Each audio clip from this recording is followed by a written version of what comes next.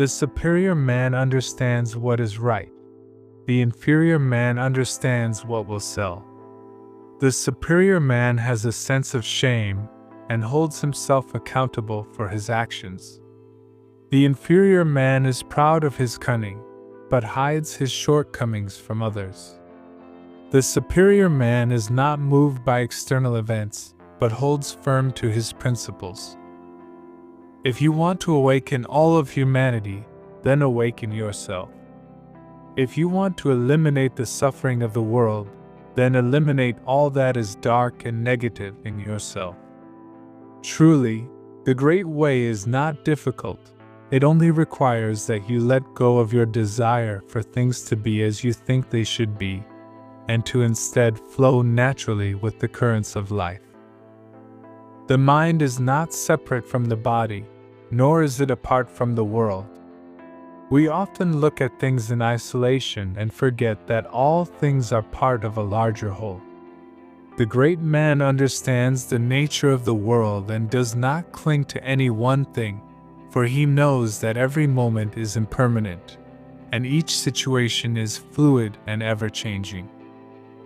The man who moves a mountain begins by carrying away small stones. In life, the path to wisdom is not built on grand gestures but on consistent, small acts of virtue.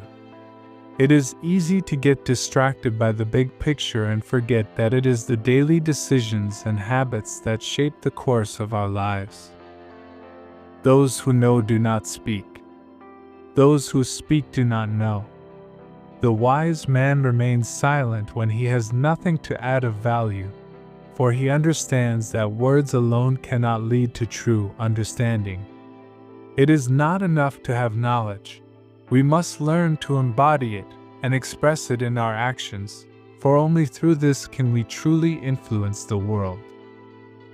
We spend so much of our lives clinging to desires, ambitions, and worries, thinking they are the path to fulfillment, yet they are the very things that imprison us.